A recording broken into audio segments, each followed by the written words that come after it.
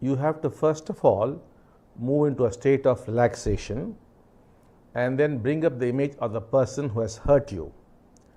And then most certainly you would have benefited in some way from that person. That very person who has hurt you must have taught you some lessons. He could have cheated you, he could have duped you, he could have spoken lies about you, done many things. But from all that, you could have learned so much. So think about what you learned and express your gratitude to that person mentally, inwardly, and you'll find that that person changes. You do not have to go and talk to that person nor do anything, but you must move into a relaxed state. That's very important.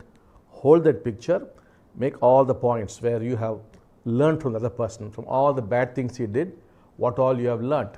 For that you must express gratitude to him, the image of him, and you would find that that individual automatically changes. सबसे पहले आपको शांत अवस्था में जाना होगा और फिर उस व्यक्ति की छवि को याद करना होगा जिसने आपको दुख पहुंचाया है।